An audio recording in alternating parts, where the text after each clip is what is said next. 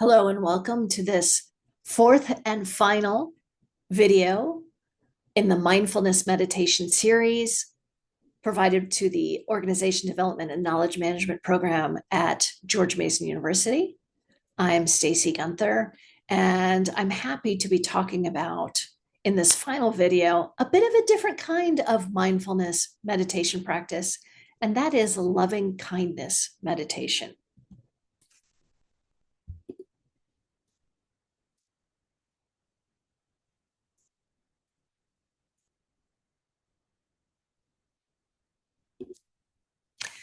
So, my loving kindness meditation is actually an ancient meditation that is still very useful today. And the way that it is different than the other meditation practices that have been in this series is that while they are still self focused, they also broaden our awareness beyond ourselves to other people.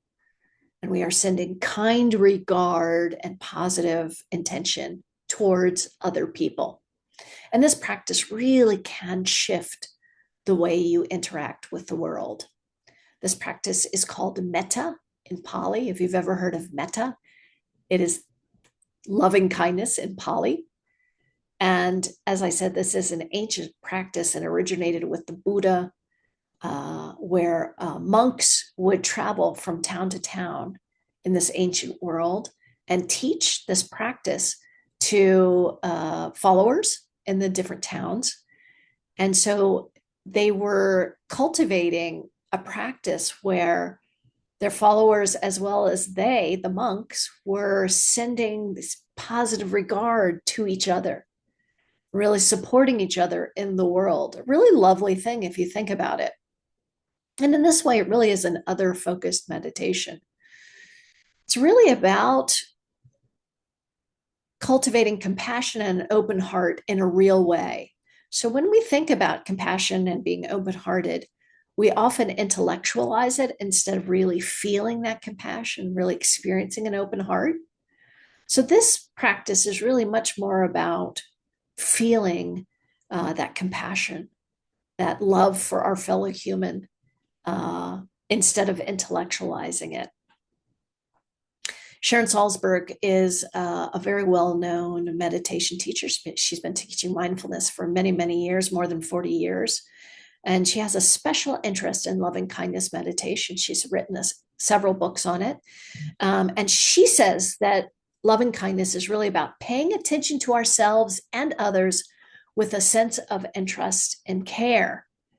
And it is, even if it feels very kind of abstract or strange to you, it is something that can be learned. It may not be something that opens to you on the first time you do the practice, but after practicing for a couple weeks or a month, most people find that they begin to soften towards other people. They begin to have more positive regard towards other people. And the practice really challenges our judgmental nature. We are judgmental by nature sometimes. And so it helps to condition us more towards kindness and compassion towards other people and ourselves, instead of that, what Salzberg calls the reflexive critic, where when we engage with people, we begin to look at what's wrong with them instead of what's right with them. And that's a big shift for us when we can begin to really look at what is right with other people.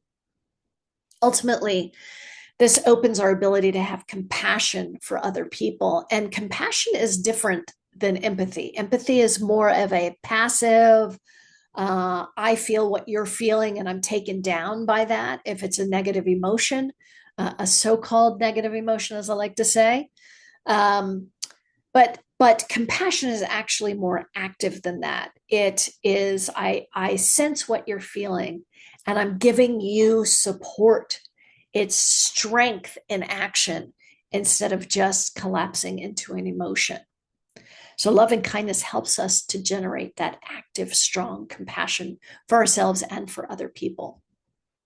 And let me tell you a little bit about the practice itself. It's different than the other mindfulness practices. It's pretty structured. And I want to talk first of all about the traditional practice. It goes through in rounds where we begin with the self. We look at the people who are most important to us. Um, and then we widen our span of awareness, our sphere of influence as we go through the meditation. Now, for each of these rounds, where we're thinking about ourselves or our romantic partner, for example, or our parents, we use phrases such as may I, or may they, or may we be filled with loving kindness. May we be happy. May we be healthy. May we be safe. May we be peaceful and content. So we learn those 5 phrases and then we repeat them over and over. So we start with the self, sending ourself love and kindness, then someone immediate, so maybe the most important person in our lives.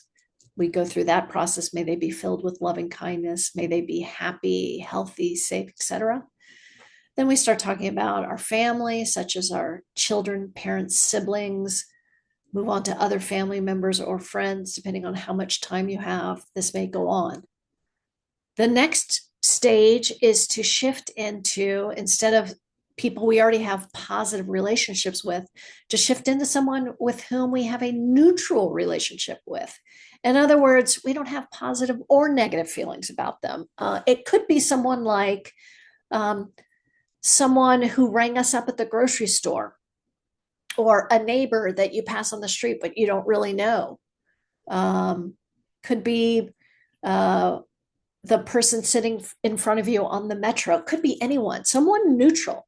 And then you send them loving kindness through these phrases. Then you move into someone with whom you have difficulty. Now, I know this can be a difficult part of the meditation. This is a challenge by choice. So you choose who you want to send loving kindness with, who that person with whom you have difficulty is. It may not be the most difficult person in your life. It may be somebody you have a little bit of difficulty with. And then see how it is to send loving kindness to them. Then we're going to move into more of a collective view. So you may think about your community, your work group, your friend group, the city you live in, the state you live in, our country, if you are from the United States. Maybe it's a country of origin that you want to send love and kindness to. And then thinking about the whole earth and her creatures, and then sending love and kindness to the whole earth, to everyone and every part of the earth. So you can see how this is a progressive practice, working through a lot of different domains, sending love and kindness and good thoughts towards everyone, really having that peace in your heart when you're doing it. You'll find that there's a traditional loving kindness practice, a guided practice, found on the ODKM YouTube channel. But in addition to that, I've also included a more feeling-oriented, kind of based in positive psychology practice that was created by Barbara Fredrickson. She wrote the book Positivity. She's a positive psychologist at the University of North Carolina, quite well known in the positive psychology world. And her practice really begins with what we like to call priming the pump, opening your heart to positive emotion, positive experience.